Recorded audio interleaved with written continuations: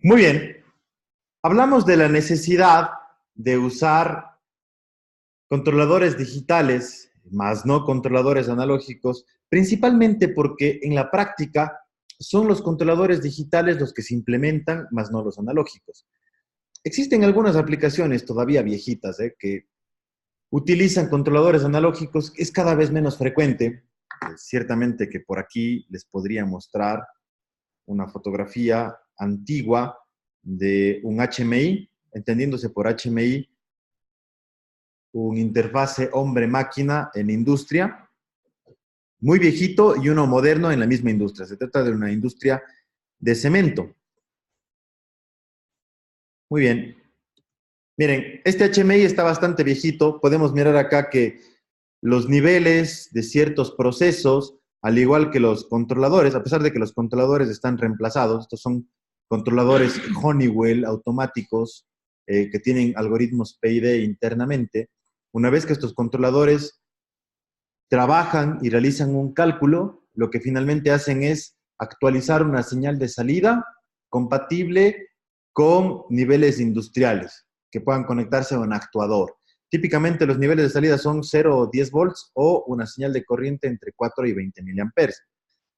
Fíjense que está bastante viejito todo este panel. De hecho, es un legacy. Tenemos botones para alarmas, switches para conmutar. Donde están estos agujeros, se sacaron reóstatos para ajustar lazos de control analógico. Evidentemente, todo esto cambia. Si podemos ver una modernización más hacia acá.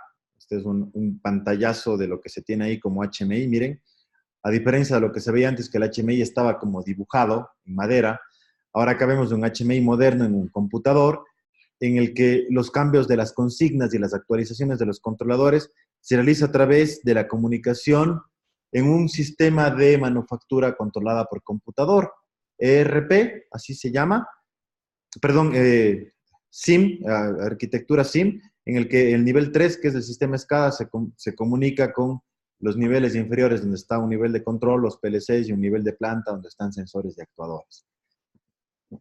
Como ven, la modernización mismo obliga a que ahora se utilicen controladores digitales, más no los analógicos.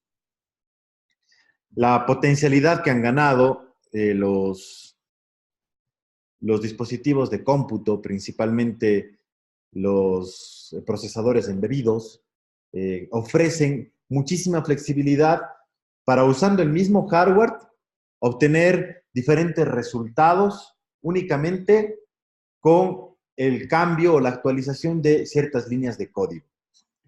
Entonces, el manejo adecuado de esta teoría, hablamos del control discreto, nos permite, a diferencia de un control clásico analógico, por ejemplo, incluso optimizar un proceso. Entendiéndose por optimizar como palabra que implica muchísimo, llegar al nivel de máxima eficiencia, ¿no? No hay nada mejor que algo óptimo. Y ciertamente, utilizando tanto control discreto como control en tiempo continuo, es posible proponer estrategias de control óptimo. No obstante, es mucho más llevable a la práctica una estrategia de control óptima discreta que una continua. Los sistemas en tiempo continuo se describen por ecuaciones diferenciales, mientras que los de tiempo discreto utilizan ecuaciones de recurrencias. Existe una ventaja enorme en el desarrollo, o en una ventaja enorme y diferencia gigante en estos dos enfoques. El hecho de resolver ecuaciones diferenciales para modelizar un sistema con propósitos, por ejemplo, de hacer predicción, involucra algún método numérico complejo, como el Runge-Kutta de cuarto o quinto orden. Recuerden ustedes que la solución analítica de una ecuación diferencial involucra normalmente dos soluciones, una homogénea y una particular. O si vamos por otro camino, transformamos el sistema o la ecuación diferencial a su equivalente en Laplace, resolvemos de forma algebraica y hallamos la forma de Laplace inversa. Más o menos largo.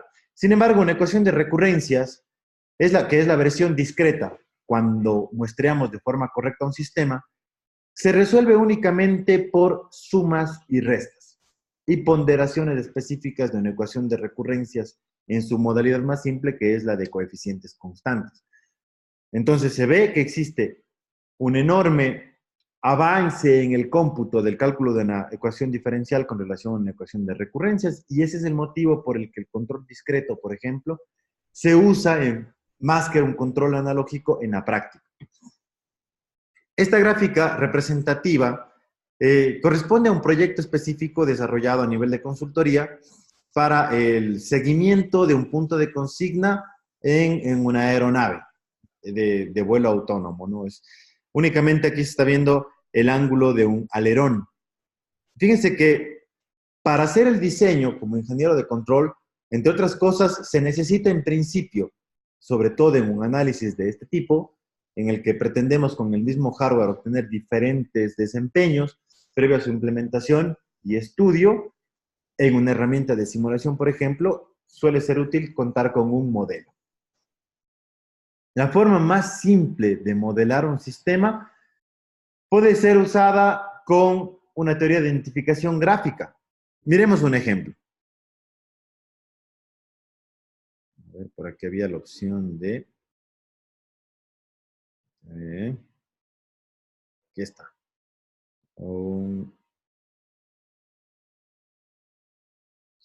Perdón un momento. He perdido la práctica en esto. Solía ver aquí la opción de activar un pizarrón. Hasta donde... ya sé dónde es. Aquí. Whiteboard. Perdón.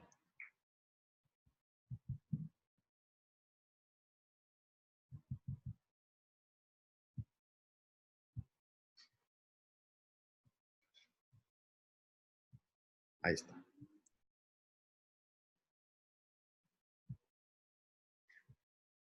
Muy bien, ahí está el pizarrón. Entonces, decíamos que, vamos a suponer que tenemos algún sistema. Por ejemplo, la representación de un sistema en el dominio del tiempo. ¿De acuerdo? Esta es la respuesta temporal del sistema. Y por acá tenemos y de t, la excursión, y el y de t, que sería la respuesta del sistema. Supongamos, en este momento, envisionamos un experimento. De hecho, según la teoría de identificación, sin importar el método que usemos, típicamente lo que hacemos es diseñar la metodología de experimentación, aplicarla, adquirir los datos, y los datos que obtenemos del proceso experimental los ajustamos a un modelo. ¿De acuerdo? El modelo con el que normalmente trabajamos en teoría de identificación gráfica es muy simple. Dice que la planta o el sistema GDS se modeliza como una ganancia, una constante de tiempo y un tiempo muerto en el dominio de Laplace. Evidentemente, esto es una ecuación o una función de transferencia de primer orden que relaciona la ganancia de una entrada con una salida. El tau, en la definición estricta de un sistema de primer orden, corresponde a la respuesta del sistema, al 63.21% de la respuesta del sistema en estado estacionario. Y el tiempo muerto, a la diferencia de tiempo que existe entre la aplicación de la señal de excitación y la respuesta del sistema mismo. Por ejemplo, si fuésemos capaces de diseñar un experimento que aplique al sistema una señal tipo escalón, sin importar la amplitud, por ejemplo, un escalón de este tipo, y, perdón, voy a dibujarlo un poco más largo. Ahí está. Permítame completar la S aquí. Perfecto. Muy bien. Y dibujamos la respuesta del sistema. Suponemos que la respuesta también era respuesta en 0 hasta cuando aplicamos el escalón, sino que se tardó un momento en responder y luego se estabiliza. Esta sería la respuesta clásica de un sistema, no necesariamente de primer orden, pero casi todo sistema se puede aproximar a uno de primer orden.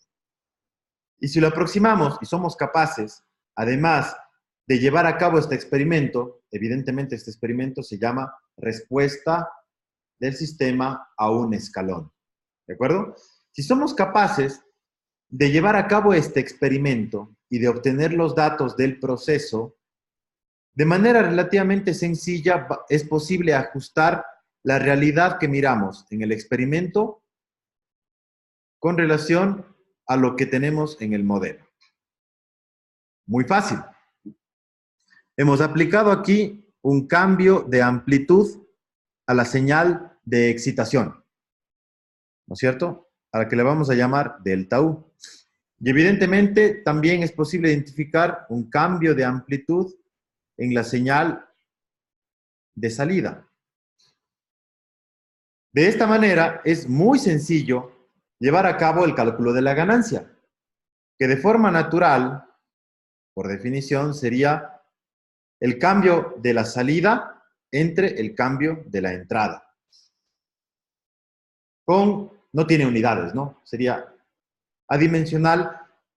En el caso de que quisiésemos relacionar unidades, pues sabemos que no es el propósito específico de la función de transferencia. Ok. Luego, el tau, por definición, en un sistema de primer orden, se dice que es el tiempo que le toma al sistema alcanzar el 63.21% de la respuesta de estado estacionario. La respuesta de estado estacionario sería esto, ¿no? Entonces, perdón, vamos a trazar esto hasta el eje de las ordenadas, ¿de acuerdo? Y cuando el sistema alcance el 63.21% de Y estable, ¿no es cierto? Que vamos a suponer que sería un valor por aquí, que sería el 0.6321% del Y de estado estacionario. Apuntamos ese número o ese valor aquí y tendríamos una medida de tiempo, por ejemplo, T1. ¿De acuerdo?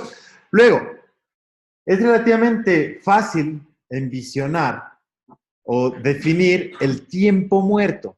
El tiempo muerto claramente corresponde al retraso de tiempo que existe entre la aplicación de la señal de excitación al sistema o a la planta y el inicio de la reacción o de la respuesta de la planta. Es decir, poniéndonos limpio, el tiempo muerto aquí sería esto de aquí. Teta. ¿Sí, verdad? Sí, teta. Aquí está en la función de transferencia.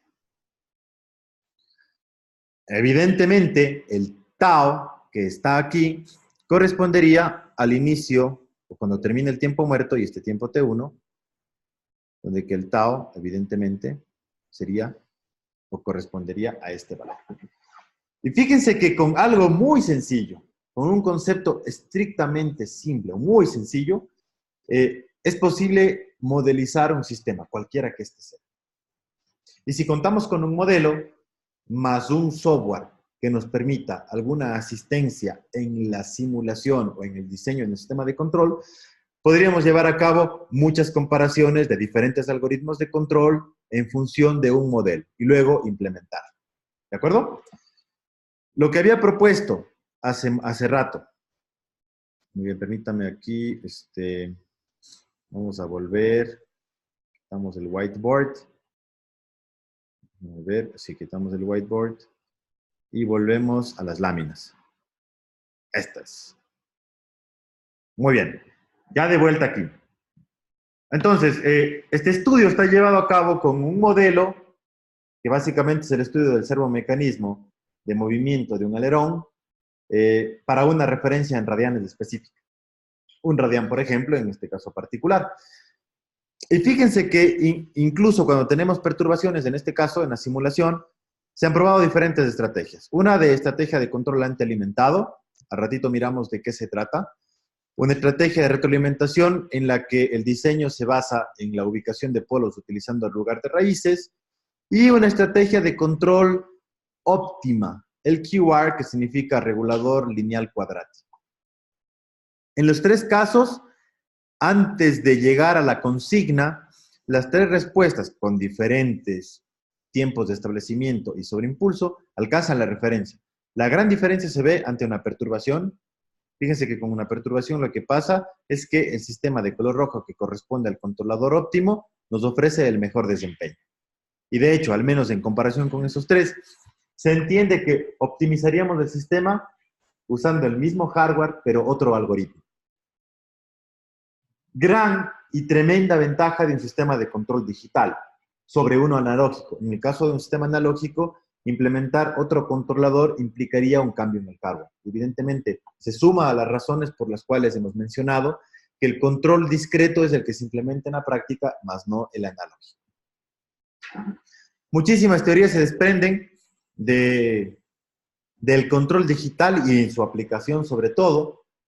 Por ejemplo, hablando de la diversidad de controladores, empezamos con el caballito de batalla, con el que se solucionan el 80% de aplicaciones, o incluso más del 80% de aplicaciones, no solo en industria, sino en casi todo, el famoso controlador proporcional, integral y derivativo, que en sus variantes algorítmicas nos presenta al menos 4 opciones.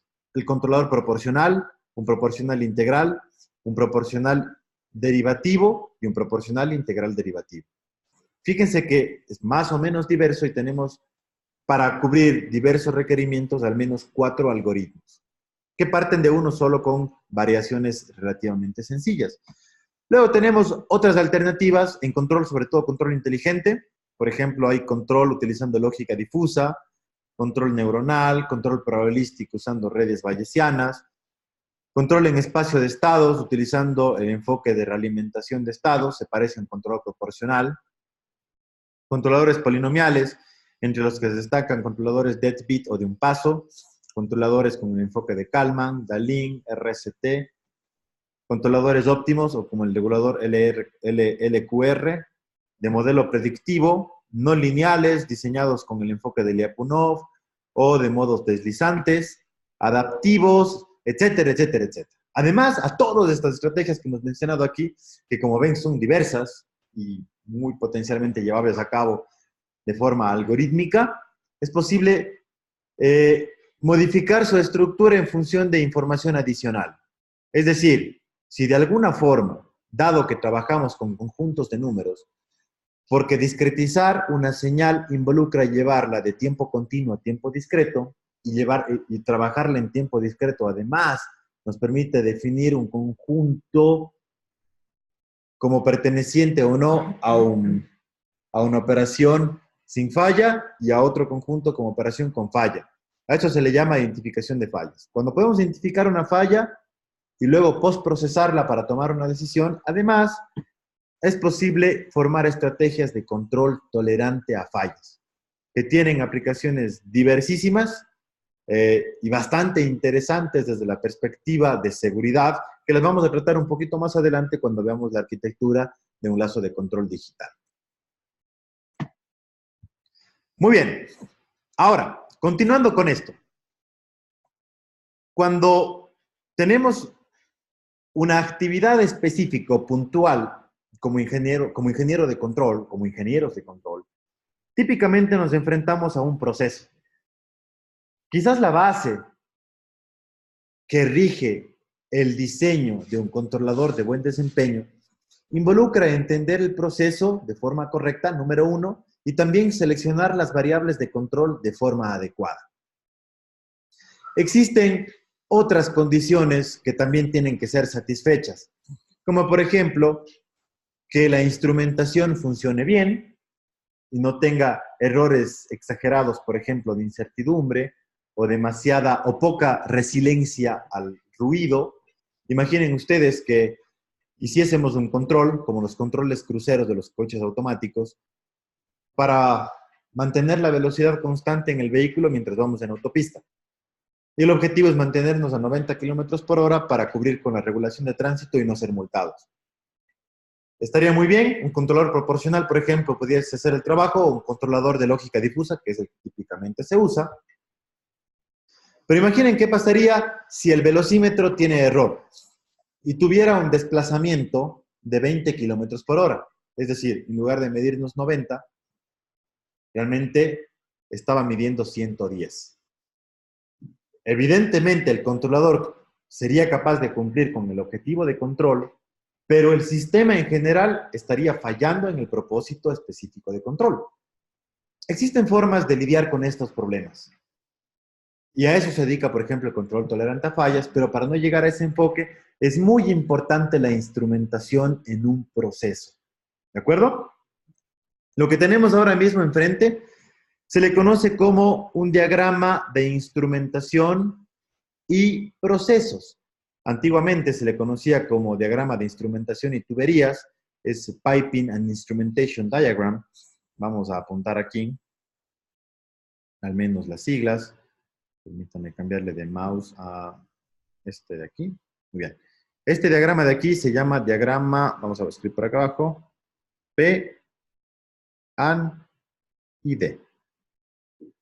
Significa piping, así antiguamente se llamaba el Ampersand de I, and Instrumentation Diagram, o diagrama de instrumentación y tuberías, pero ahora se le conoce más bien como Process and Instrumentation Diagram, o diagrama de procesos e instrumentación. Tiene propósitos bien identificados, y vamos a explicarlos ahora. No es el objetivo, al menos de esta clase, explicar toda la norma que rige la construcción y la codificación de instrumentos para un diagrama P-ANI-D. Esto se puede encontrar en la norma ISA S5.1, la codificación de 1993, la versión revisada. Está en la plataforma del curso. Muy bien, considerando que tenemos esta norma como base del estándar que rige este diagrama. Primero les voy a explicar qué hace este diagrama.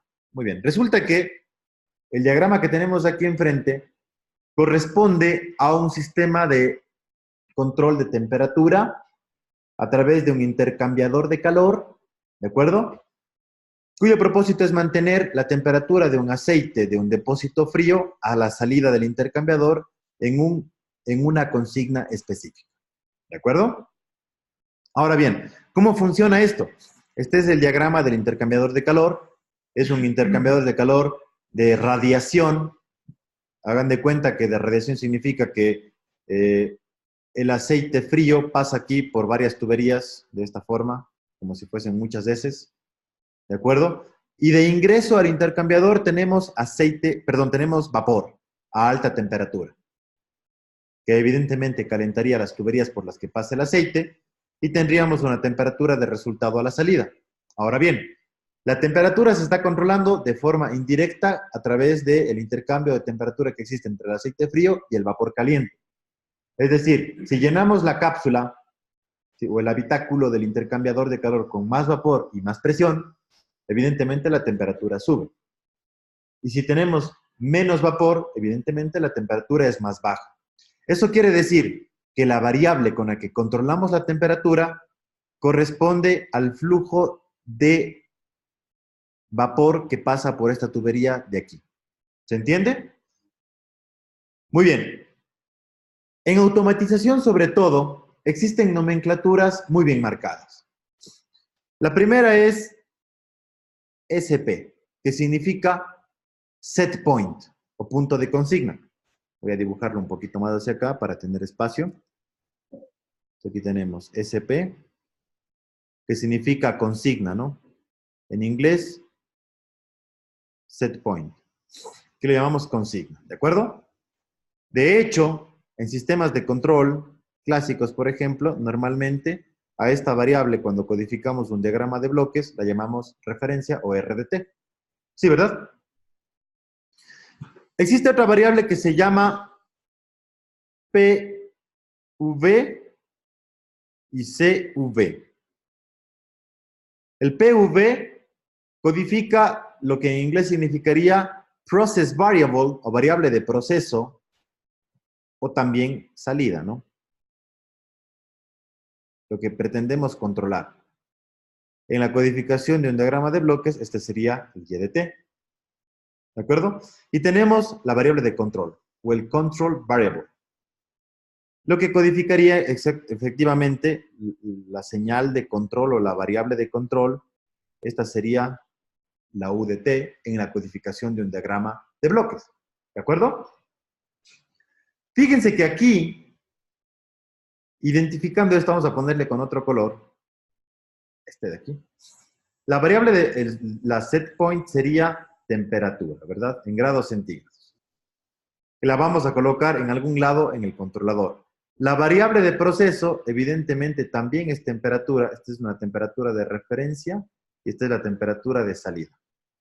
Y la variable de control correspondería ahora aquí al flujo del vapor. ¿Sí ven? Muy bien. Intentamos entender este diagrama de bloques.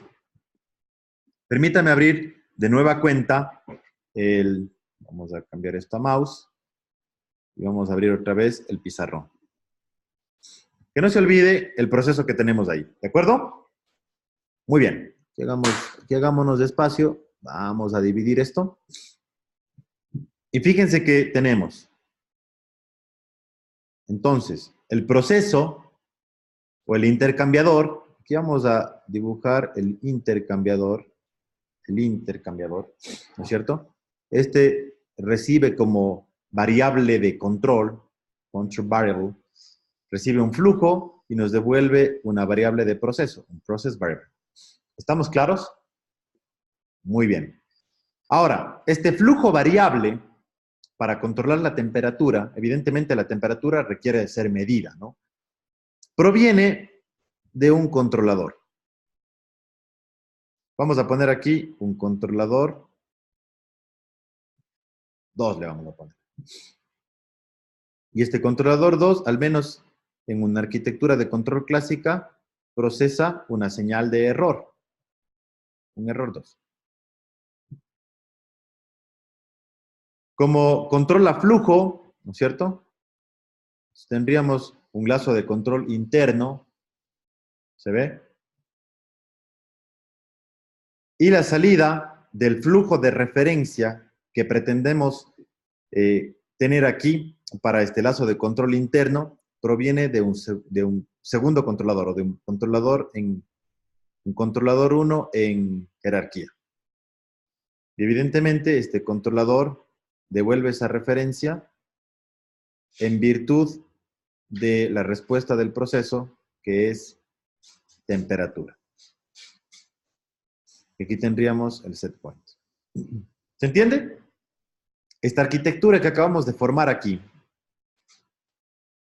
miren, tenemos un primer lazo de control y un segundo lazo de control, se llama esquema de control en cascada. ¿Se entiende? Y fíjense que la temperatura o la variable de proceso, pues aquí es temperatura, ¿no?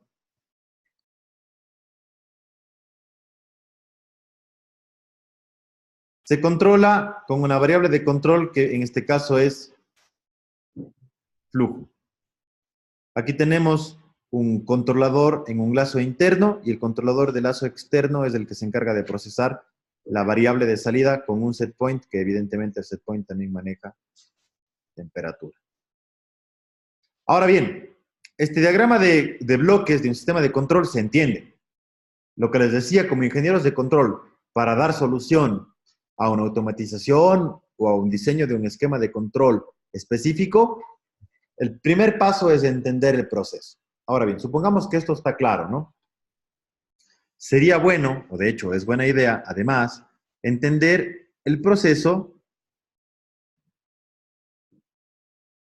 Vamos de vuelta. Es buena idea entender el proceso, aquí estamos, de forma amplia. Miren, ok, vamos de nuevo. Aquí tenemos dos controladores. La codificación de instrumentos típicamente tiene 2 o 3 letras.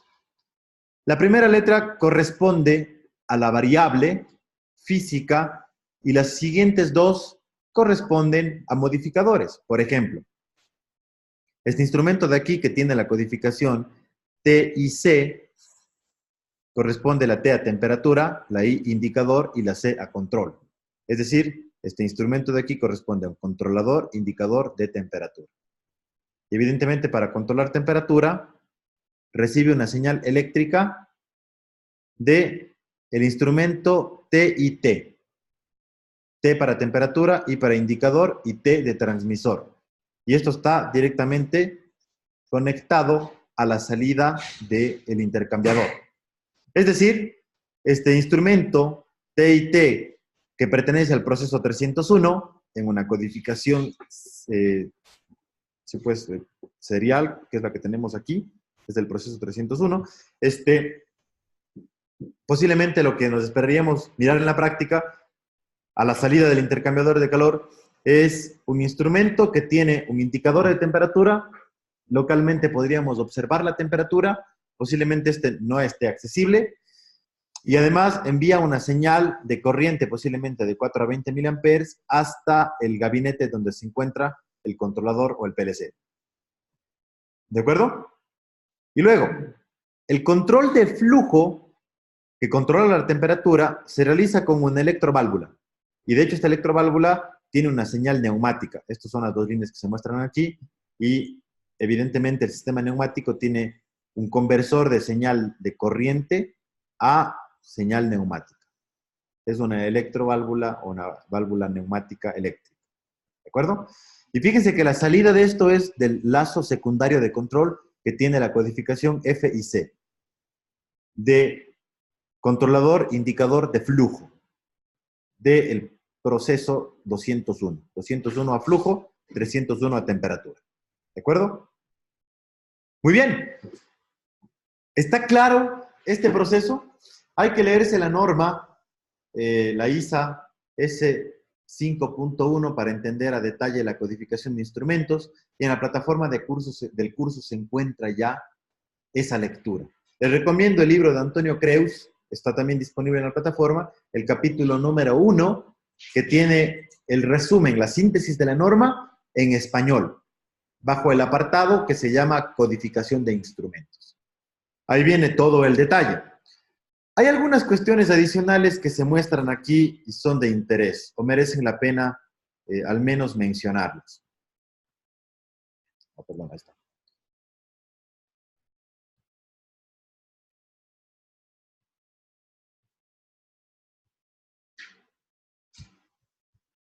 Vaya, ahí está. Ok.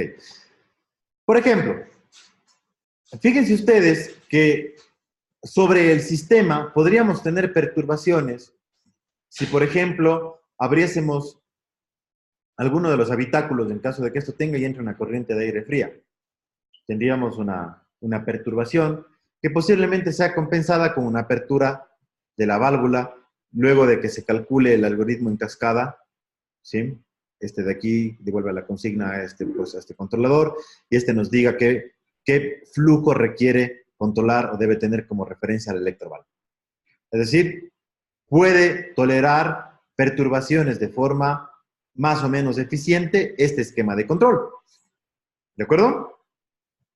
Ahora bien, algo que no está especificado aquí es, ¿qué pasa en cambio si en la señal que controla, o en la variable que controla la temperatura, que es el flujo, por aquí tenemos un flujo específico, fíjense, a alguien se le ocurre abrir estas válvulas manuales?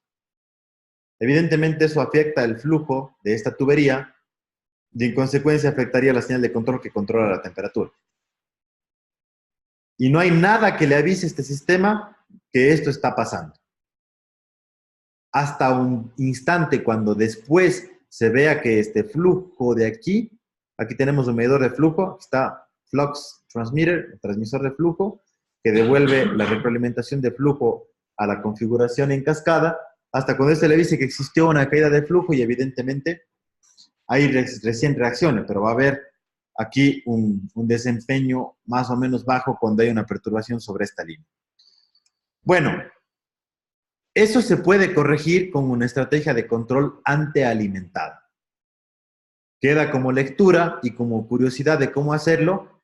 Está disponible en la plataforma de curso una lectura que se llama Estrategia de Control Antealimentada, que por favor les voy a invitar a leer para que puedan resolver o entender cómo se da solución a este problema en particular. Muy bien, entonces aquí sintetizando. Lo principal o lo de base que sirve para ingeniería de control, por ejemplo, es entender el proceso y normalmente para eso usamos un diagrama de instrumentación. Es buena idea entenderlo a detalle, al menos a nivel de cómo funciona la estrategia de control. Fíjense que lo bueno del diagrama de instrumentación es que no solo codifica los instrumentos, nos dicen dónde están y qué variable miden, sino también directamente nos indica qué estrategia de control se implementa en el proceso. Por ejemplo, acá, de manera clara, se puede notar que tenemos un PLC que implementa una estrategia de control en cascada. ¿De acuerdo? O un controlador PID que implementa, un controlador industrial que implementa una estrategia de control en cascada. Muy bien. Entendido esto, cuál es la variable de proceso, entendida cuál es el set point, entendido cuál es la variable de control, por ejemplo, podríamos modelizar este sistema aplicándole un cambio tipo escalón al flujo que ofrezca un cambio de temperatura a la salida y obtendríamos el modelo de esta porción del sistema que se llama planta. ¿De acuerdo? Y si contamos con la planta, podemos hacer esquemas de control simulados, de diseño de escritorio previo a la implementación algorítmica en la práctica. ¿De acuerdo? Muy bien. Vamos a darnos una vista, un vistazo a la estrategia de control, a una posible estrategia de control de un sistema PID de una entrada y una salida. Un sistema CISO, utilizando esta interfaz. Fíjense que esta interfaz tiene cosas más o menos interesantes, como por ejemplo, primero, la simulación de una planta de primer orden con tiempo muerto. Eso significa lo que está aquí. El afán de ponerlo en inglés, no sé cuál fue, necedad mía. Supongo que es First Order Time Delay System. Pero tiene, recuerdan que lo que colocamos como base de un sistema modelizado con el enfoque gráfico era K entre tau por S más 1 por E a la menos teta por S. Es decir, caracterizamos un sistema básicamente con 3 parámetros, K, tau y teta. Y fíjense que lo que les pide aquí el sistema. Pide K, tau y teta para emular cualquier sistema de primer orden con tiempo muerto. Luego, un sistema de control PID, voy a escribir acá otra vez el esquema, todavía no en tiempo discreto, no hemos visto las herramientas de control en tiempo discreto, pero voy a escribir aquí el algoritmo en tiempo continuo de un controlador PID clásico. Esto es igual a la ganancia proporcional, eso parece KE, ganancia proporcional, multiplicado por el error de t, más 1 entre el tiempo de integración, multiplicado por la integral del error de t, más el tiempo derivativo, multiplicado por la derivada del error de t. ¿De acuerdo? Y fíjense que esto está implementado también en esta plataforma de simulación que vamos a revisar a detalle. Básicamente, esta plataforma también pide ganancia proporcional, tiempo integral y tiempo derivativo. Existen diversas metodologías para sintonizar un lazo de control. Por ejemplo, la metodología de Sliger-Nichols, que tiene dos enfoques.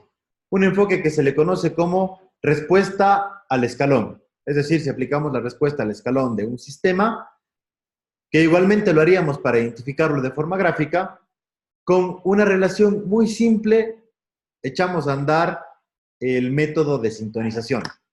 Vamos a mirar una bibliografía formal, en este caso particular, el libro de Ogata. Permítanme un momento. Lo tenía abierto ya. Y para coincidencia, justamente en la regla de Sliger-Nichols. Aquí está. Regla de Sliger-Nichols para ajuste de controladores PID. Aquí tenemos el primer método, que se llama el de respuesta al escalón. Nos dice, aplicamos una señal UDT, que es una señal tipo escalón al sistema o a la planta.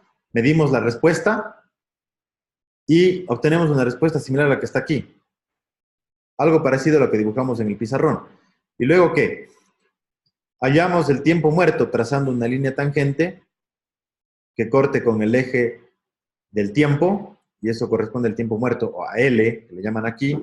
Luego, el corte del 100%, o del valor de respuesta en estado estacionario con la línea tangente, o la parte lineal de la curva, se conoce como parámetro T, completamente medible en este experimento. Y la ganancia acá se calcula de forma idéntica como hemos visto. La razón de cambio entre la salida dividido entre la razón de cambio de la entrada. Con estos parámetros, en función del algoritmo que pretendamos implementar, por ejemplo, un PI, la ganancia proporcional se calcula como 0.9 por T entre L. El tiempo integral L entre 0.3. Y ya está. Y con eso ya tenemos. No importa el algoritmo PID que tengamos, porque existen varios algoritmos PID. PID clásico, PID industrial, PID optimizado, PID con filtro, cuando utilizamos el componente derivativo y aplicamos un filtro para evitar amplificación del error, en el caso de que la instrumentación tenga error excesivo, o perdón, ruido excesivo. El caso es que tenemos que ajustarlo aplicando alguna metodología. La segunda metodología de Stiegler-Nichols se llama método de ganancia última. Es más o menos complejo aplicarlo, al menos en el contexto de aplicarlo en la práctica, porque podríamos ocasionar que el sistema sufra. Y más bien lo que vamos a ver ahora es una pequeña modelización, una pequeña simulación. Un momento.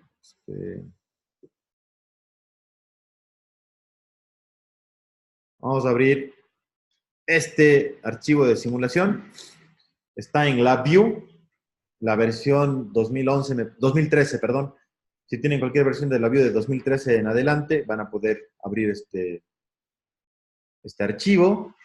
Y ahora nada más hacemos un ejemplo demostrativo muy rápido. Esperemos de que se abra. No va a tardar mucho, creo yo. Permítanme borrar esas cosas que se me están mostrando por ahí. Muy bien. Ok. Ojalá me permita cambiar el... que no creo que vaya a necesitar, pero bueno. Ahí está. Muy bien. Fíjense que podemos mirar cómo está constituido este programa. Básicamente, en la lámina lo que veíamos era una captura de pantalla de este panel frontal. Podemos mirar cómo está constituido y quizás ahora no haga mucho sentido lo que vamos a ver de fondo. Pero más adelante, conforme avancemos en el curso, todo lo que está acá va a hacer sentido y podrá ser replicado por ustedes. Pero lo que tenemos aquí es la discretización de la planta, porque la planta estaba en tiempo continuo y la discretizamos a tiempo discreto. Y luego, corresponde este par de líneas al algoritmo de control. Muy fácil. Bueno, no es el detalle que nos trae ahora a revisar la implementación de esta simulación, sino más bien su uso. Básicamente, antes de usarlo, fíjense que el panel frontal tiene componentes parecidos a los que habíamos definido a nivel de sistemas de automatización y control. Es decir, SP para set point o consigna, PV para variable del proceso o salida, y no teníamos variable de control CV, sino OP o variable de operación. ¿De acuerdo? Podemos elegir el tiempo de muestreo del sistema, configurar los parámetros de la planta y luego ajustar el controlador. Además, el sistema puede funcionar en modo manual. Funcionando en modo manual, anula el controlador y es como si directamente le aplicásemos una señal de lazo abierto al sistema de control. Y cuando cerramos el lazo y le ponemos en modo automático, evidentemente trabaja el sistema de control PID. ¿De acuerdo? Por ejemplo, vamos a suponer una planta que tiene una ganancia de 1.3, un tau de 2.1.15 y un tiempo muerto de 0.7, por ejemplo. Y ahí lo vamos a correr, todavía no vamos a hacer nada con el controlador. Lo único que nos interesa, al menos ahora, es mirar la respuesta. Miren, como está en lazo abierto, no funciona la opción de set point. Sí, la de variable de proceso. Bueno, pues ahí está. Claramente se ve el tiempo muerto, la ganancia y el tau del sistema. Como era de esperarse, ¿no? Es una simulación, no obstante. Muy bien, podemos aplicar otro cambio más y simplemente lo que hemos es esto a lazo abierto, ¿no? Nada más. Por eso existe aquí un una discrepancia entre esta señal y la siguiente. Voy a cerrar el lazo de control con este botón, a mirar qué obtenemos. El controlador no está ajustado, ¿eh? Hace falta sintonizarlo. Bueno, ahí va. Empezó a oscilar, posiblemente esté inestable. De hecho, está inestable, mejor lo volvemos a modo manual para recuperarlo y no perderlo. Y ahora, lo que realmente nos preocuparía, ya entendimos el proceso, ya lo modelizamos, ya lo simulamos, ahora debemos ajustar el controlador. Ajustar el controlador implica aplicar algún método de sintonización, puede ser el de Sliger-Nichols, por ejemplo, o algún otro. El prueba y error podría funcionar, pero así de prueba y error nos vamos a tardar más tiempo y podríamos hacer que el sistema truene con algún movimiento que provoque estas cosas, ¿no? Imagínense que esto era un sistema mecánico que oscilaba, ya pudo haber roto algo, ¿no? En su movimiento oscilatorio. Evidentemente, tener movimientos así de bruscos sería peligroso. Una regla de dedo, sobre todo cuando tenemos como variable de entrada al controlador no una ganancia proporcional, sino un tiempo integral, porque normalmente esto es común, pero es a veces más común que uno de los parámetros de ajuste del controlador no sea el tiempo integral, sino la ganancia proporcional y la ganancia integral y la ganancia derivativa. La ganancia integral es igual a la ganancia proporcional entre el tiempo integral. Es decir, en esta ecuación, ya se borró, sería el Kp entre el TI. Y la ganancia derivativa sería la ganancia proporcional por el tiempo derivativo. ¿De acuerdo?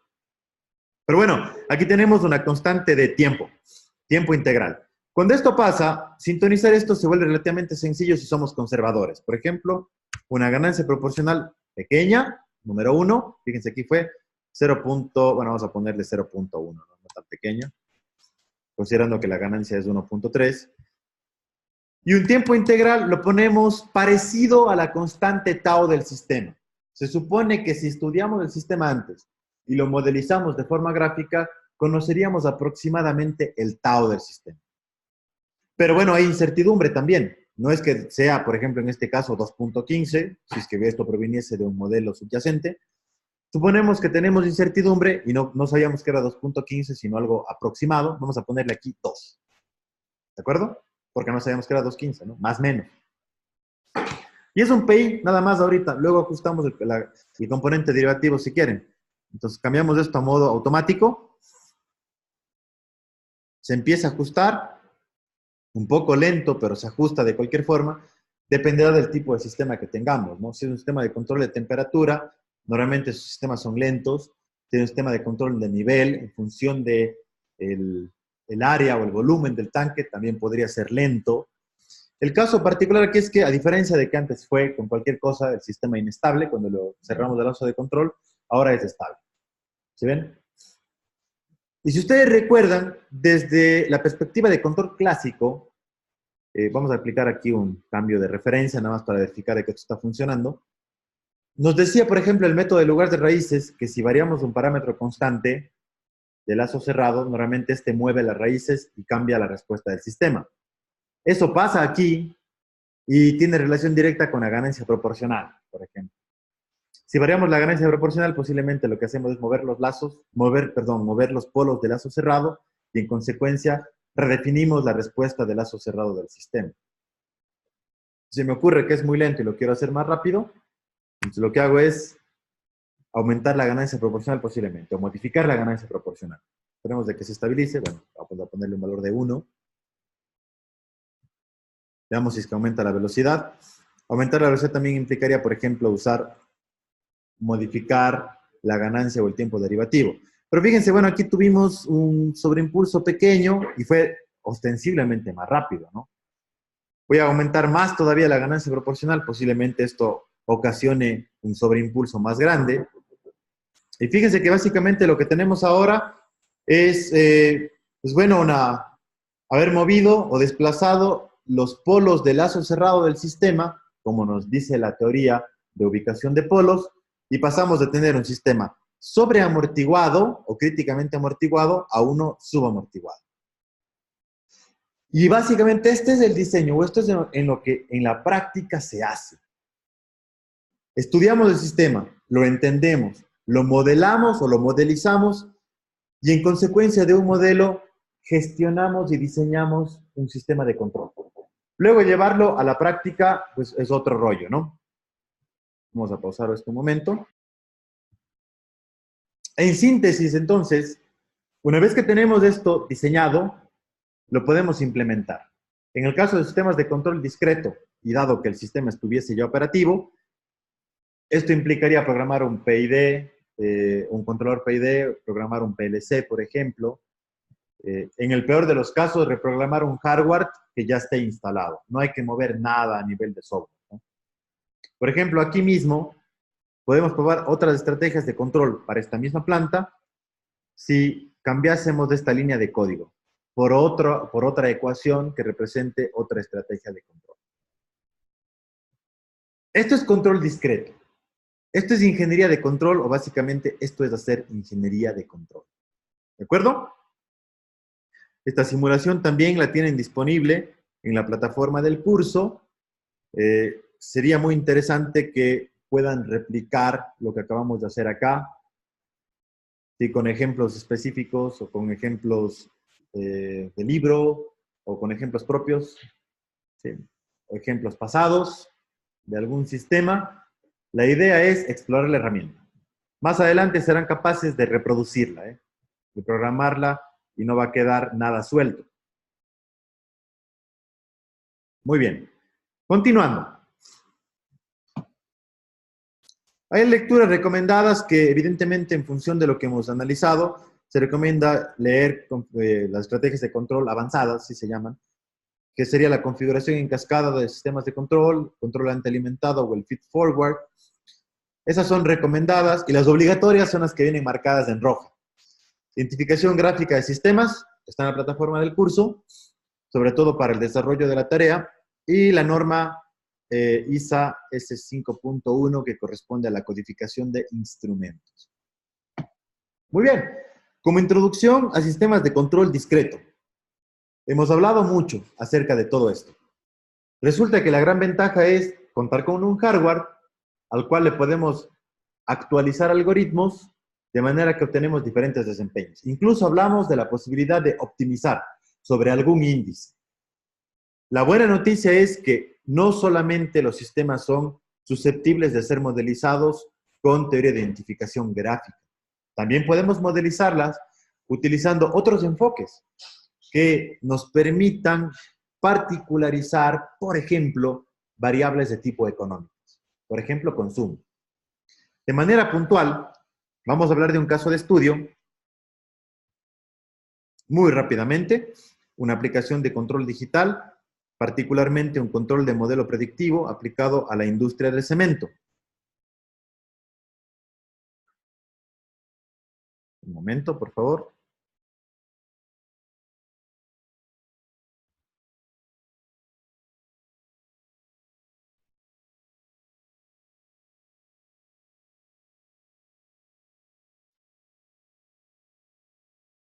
Muy bien, por aquí está. Vamos a darle una revisada poco rápida a, bueno, ese caso de estudio o esta consultoría derivó una publicación, se oculta el nombre de la industria del cemento en la que se hizo el caso de estudio, pero los resultados son reales. Resulta que una de las etapas de fabricación de cemento, luego de que se tritura la materia prima, se calcina la materia prima con otros ingredientes que forman el clinker, que es el insumo del cemento, pasa a una etapa que se le conoce molienda del cemento. Y de hecho, la etapa de molienda del cemento es la etapa de más alto consumo eléctrico del sistema, porque mueven un molino de bolas de acero. Cuando el molino gira, las bolas se mueven y trituran las bolitas de clinker, formando el polvo de cemento. Por mucho tiempo, esta industria de cemento hacía o llevaba a cabo el control de todo este proceso de molienda de forma manual.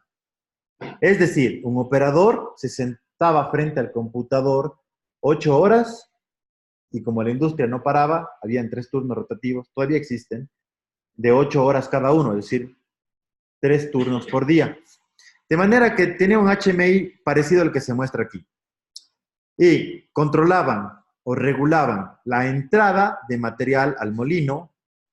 Luego de que el polvo de cemento sale del molino, sube por un elevador, se lo deposita en un separador de polvos, y si el polvo, por un principio centrífugo, gira el separador, las partículas se sujetan principalmente a 3 fuerzas. La fuerza de gravedad, la fuerza centrífuga con la que gira y que se pega el polvo a las paredes, y la fuerza de un ventilador, de un extractor de aire que está acá arriba, en el caso de que las partículas sean lo suficientemente livianas como para que la fuerza del aspirador sea mayor que la fuerza centrífuga y la fuerza de gravedad que provocaría que por aquí caiga y regresen al cemento, al molino, perdón, eso es el producto final. Entonces, de forma manual y basados en experiencia, los operadores regulaban la entrada al sistema, la alimentación al molino, la velocidad del extractor, en este caso del barrido de aire para extraer el producto, lo que iba a ser producto. Evidentemente, si barren con una velocidad mayor, tienen mayor fuerza y van a extraer partículas más gruesas. Si barren con menor fuerza, evidentemente van a obtener partículas más finas. Si el cemento es más fino, la calidad es más alta. Si el cemento es más grueso, los indicadores de calidad no es que sean malos, pero son más bajos. Y evidentemente la fineza es mayor. Pero moler el cemento más veces de lo que se debería involucra más gasto energético. Sobre todo porque la masa y la inercia de mover este molino es enorme. ¿De acuerdo? Dicho esto, aparte, estudiamos el sistema. Evidentemente, hay que entenderlo, ¿no? Esto tiene un diagrama de instrumentación. Este no es un diagrama de instrumentación, este es un layout. Pero tenemos un diagrama de instrumentación de esto, es mucho más largo porque hay muchísima instrumentación por detrás. Intentamos entender el sistema. Fíjense, por ejemplo, aquí se produjo un cambio en una señal de control y un cambio instantáneo en la calidad. Este es el flujo de retorno del sistema. Aquí la señal de color negro corresponde al flujo de alimentación y la señal de color azul a los cambios que aplicaban los operadores sobre la velocidad del separador, la velocidad centrífuga, y el G39, que es este de acá, es la velocidad del barrido de aire. Eran 3 o 4 variables que de forma simultánea el operador debía regular con el propósito de mantener estable la operación. Y mantener estable la operación significaba, evidentemente, que no truene el sistema, que no se sobrellene en exceso el molino y que la calidad se mantenga más o menos constante. Bueno, se provocó un modelo más o menos complejo, hay una metodología específica de modelización, se valida el modelo, por ejemplo, este es la predicción, este azul claro, la predicción de la calidad del sistema sobre una medición específica. Está bastante cercano sobre lo que buscamos predecir para tomar una acción de control, y una estrategia de control discreto que era implementada sobre la misma arquitectura. Esta es la arquitectura del sistema de control que tiene la planta de cementos, en la que existen 2 controladores, uno de la premolienda y otro de la molienda. Son 2 servidores con 2 softwares HMI SCADA cada uno para controlar de forma remota los PLCs del proceso. Para no ser invasivos, no escribimos directamente los algoritmos de control sobre cada uno de estos servidores, sino más bien utilizando una estrategia de control industrial Ethernet con un estándar de comunicación OPC de acceso unificado. Lo que permitimos es que las consignas que se escribían de forma manual ahora las escriba un servidor de control, que corre el modelo, calcula la señal en tiempo discreto y es actualizable el esquema de control para diferentes propósitos. Entonces, miren, bueno, al final del día, esta línea de color roja es la que indica la operación del sistema sin la estrategia de control discreta, y luego de la línea de color roja, el sistema operando con el controlador. Evidentemente se ve estabilidad en todas las variables y seguimiento de cambios de consigna. Esto produjo un ahorro de entre 2 y 3 mil dólares mensuales en la factura de energía eléctrica. Por eso les decía, ahora las estrategias pueden ir enfocadas no solamente a la minimización del error, como lo hace un PID. Un PID ciego, ¿no? El PID lo que hace es tomar el error y en función de eso calcula una señal de control. En cambio, si modelizamos un sistema en un contexto más amplio, lo que podemos hacer es cumplir otros objetivos de control que no necesariamente tienen que ver únicamente con el mantenimiento de señales en consigna, sino reducir otros índices como energéticos o económicos. Tremendas ventajas de un sistema de control, discreto sobre todo, por eso les menciono aquí, ese era un caso de estudio real. Por eso les mencionaba aquí en esta lámina que se pueden minimizar costos como energía, maximizar calidad, productividad, etcétera, con muchísima flexibilidad e incluso toma de decisiones. Hay un proceso subyacente para hacer control discreto que es digitalizar señales a partir de señales análogas. Va a ser estudio independiente el repaso de convertidores analógico-digital y digital-analógico que viene en esta presentación. Pero no olvidar señales digitales. Son on-off, pueden ser señales TTL, a nivel industrial manejan otros niveles, ¿no? 0 a 10 volts o 0 a 24 volts. Nos pueden codificar información típicamente de 3 formas. Una con el estado, encendido, apagado, on-off, otro con la frecuencia, ¿sí? Y otro con el ciclo de trabajo, cuando se trata de una codificación en PWM. Es las posibilidades de codificación de información en señales discretas. Por ejemplo, un caso particular de uso de una razón de cambio como información de instrumentación corresponde a, vamos a ir acá, la lectura de un encoder, que sería contar el número de pulsos en un segundo, sería proporcional a la velocidad de un motor o a la posición. ¿De acuerdo? En el caso de señales analógicas o análogas, también tenemos la información codificada de 3 formas: en el nivel, en la forma y en la frecuencia. En la frecuencia básicamente hablamos de un análisis de por medio, típicamente la conversión de la señal a otro dominio, típicamente el dominio de frecuencia, a través de algún algoritmo como una transformada rápida de Fourier. Por ejemplo, en el nivel es lo más común, la salida de un sensor o de un transductor nos devuelve un nivel de voltaje proporcional típicamente a la variable de medición. Uno de los casos clásicos de un sensor integrado, por ejemplo, es el LM35, que nos devuelve 100 milivolts, 10 milivolts, perdón, por cada grado centígrado. Por ejemplo, si va a censar una temperatura de 32 grados centígrados, la salida sería de 320 milivolts. Claramente codificada la información en el nivel. En la forma existen menos aplicaciones y en la frecuencia sí que hay aplicaciones varias, como por ejemplo señales de sonido para análisis ultrasónico también o análisis de vibraciones. ¿De acuerdo? Los sistemas pueden ser lineales y no lineales. Cuando son lineales cumplen el principio de superposición y pueden ser continuos o discretos. Un lazo de control discreto es el que alguna porción utiliza un computador. Y para usar un computador utiliza un convertidor analógico digital.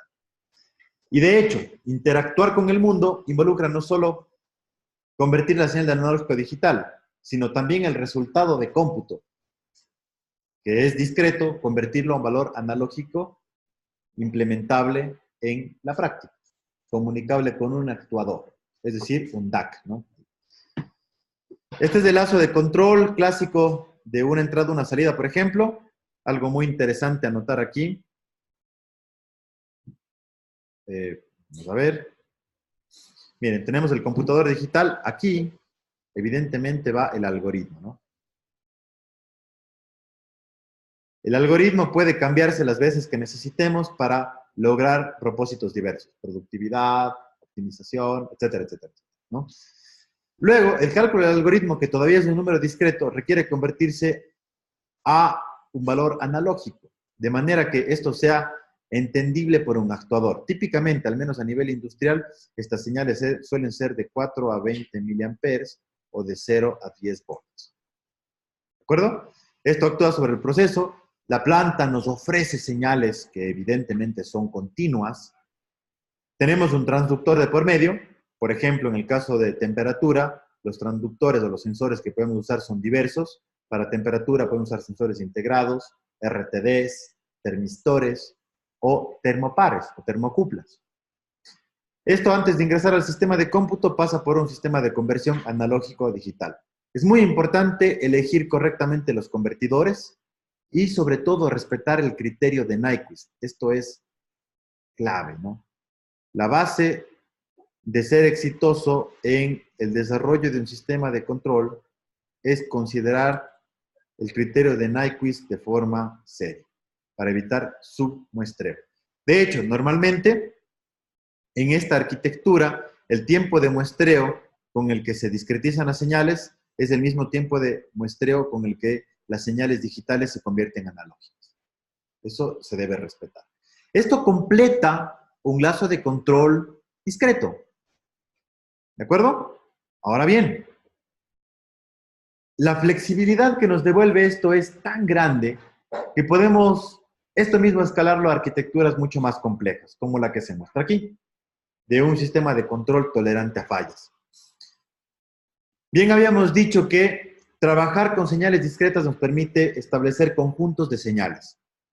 Establecer conjuntos de señales como un procesamiento no es tan complejo, pero sí tiene su gracia, ¿no? Por ejemplo, si tenemos una señal o un conjunto o un agrupamiento de señales que representan una desviación normal del sistema, nos permitiría detectar la falla.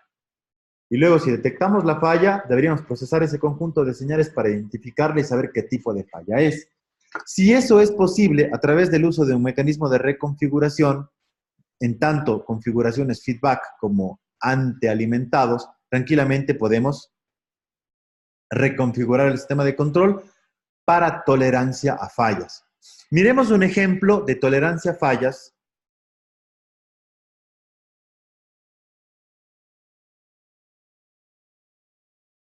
de alguien que se dedica a tolerancia a fallas. Muy bien. YouTube.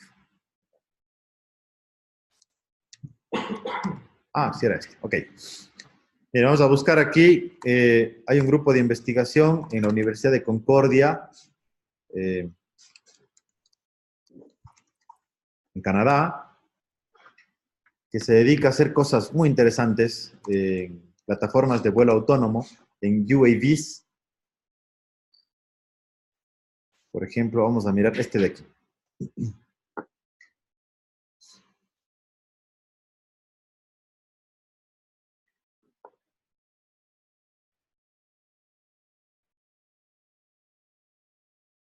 Perdón, me voy a salir de aquí porque no se está compartiendo en el... Ahí está. Mejor lo dejamos ahí. Bueno, tiene esa jaula para evitar que en el caso de que se pierda el control y truene, evidentemente la jaula protege toda la electrónica, ¿no? Sobre todo porque sistemas costosos. Hay que fijarse bien el momento en el que... Ahí está, miren, una parte de uno de los propellers, de los propulsores, pierde una porción de uno de los propulsores. Y a pesar de eso, como el esquema de control es tolerante a fallas, todavía sostiene estabilidad. Lo que está haciendo ahora el UAV es hovering, ¿no? Hovering es mantener una posición estable en el aire. Eso pueden hacer UAVs y helicópteros. Lógicamente, como es un cuadrotor, tiene 4 motores girando a muy alta velocidad y generando una propulsión específica. Para que se mantenga esto estable, haciendo hovering, la fuerza de cada propulsor debe ser idéntica. Si todos los motores son parecidos, aplicar una señal proporcional a cada uno de ellos lograría mantener un hovering, ¿no? Pero si se sale un pedazo de propulsor, evidentemente uno de los motores que no tiene ese propulsor ejerce mucha, ay, miren, salió más, ejerce mucha menos fuerza que el resto. No conocer esto o no tomar una acción correctiva, por ejemplo, ocasionaría lo que está ahí.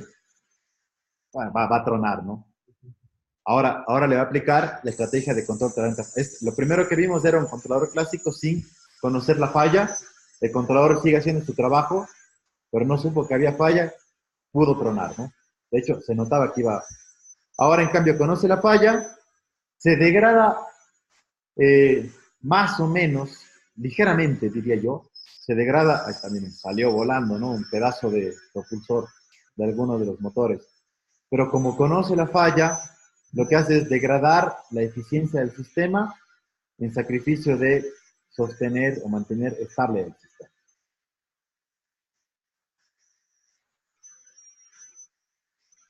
Bueno, yo tuve la oportunidad de conocer ese laboratorio y conocer lo que está aquí, bastante interesante. El trabajo en plataformas de vuelo puede ser infinito y muy, muy interesante. Bueno, va a quedar, por favor, para estudio y lectura de su parte, algunas láminas, varias láminas. Entre ellas, los principios de conversión analógico-digital que vienen aquí, involucra el proceso de muestreo y retención, esto es solamente un repaso, convertidores digital-analógico, conceptos de selección de convertidores digital-analógico, algunos esquemas como las redes resistencias R a 2R, eso seguramente lo vamos a necesitar implementar aquí.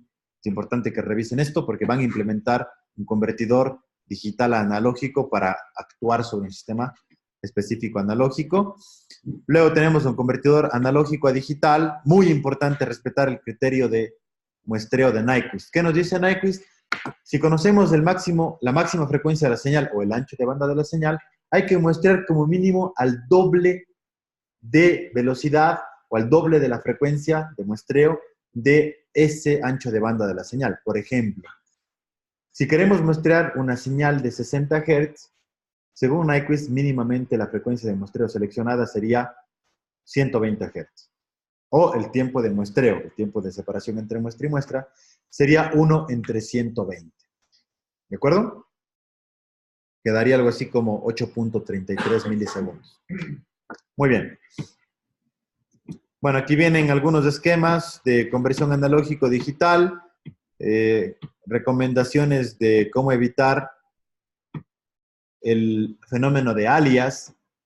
¿Cómo evitamos el alias? Muestreamos más rápido. Eso se llama sobremuestrear o colocamos filtros anti-alias. Por aquí viene un poquito de detalle de eso.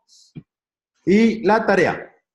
En grupos de hasta 3 personas vamos a realizar las siguientes actividades. Número 1, identificar el modelo de la planta cuya respuesta a un cambio en la referencia aplicado a los 40 segundos, desde 12 hasta 20 en amplitud, es la que se presenta en la figura.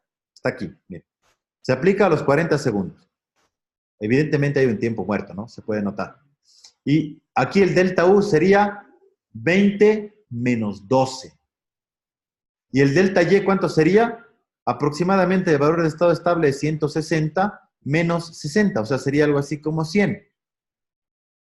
La identificación gráfica la van a seleccionar de alguno de los 3 métodos que se menciona en la lectura de teoría de identificación gráfica. ¿De acuerdo? En la lectura está el método de Sliget-Nichols, el método de Miller y el método de 2 puntos o analítico. Seleccionan alguno de ellos y lo implementan. Sí, cualquiera de los 3. Normalmente el que da mejor resultado es el método de Miller. Y es menos, bueno, realmente el analítico, pero el de Miller es un intermedio entre el Sliget-Nichols y analítico y es menos trabajoso, digamos. Luego de eso, van a proponer un sistema de control para la planta identificada que permita alcanzar estas especificaciones de diseño. Un tiempo de establecimiento entre 3 y 6 segundos y un sobreimpulso de máximo el 10%. ¿Está bien? Pueden usar el CISO Tool. Ya que identificaron una planta, usan el CISO Tool utilicen el Simulink para propósitos de verificación o incluso podrían usar la herramienta de la View. Como se sientan más cómodos. Van a emitir un reporte que incluya mínimamente los cálculos o la metodología de diseño, gráficas y conclusiones. Hasta la próxima semana, hasta las 23:59 del lunes próximo, en formato PDF, por favor, escaneado si lo hacen a mano, no fotografías. Suben en formato PDF con la inicial del nombre y el apellido .pdf. ¿Está bien?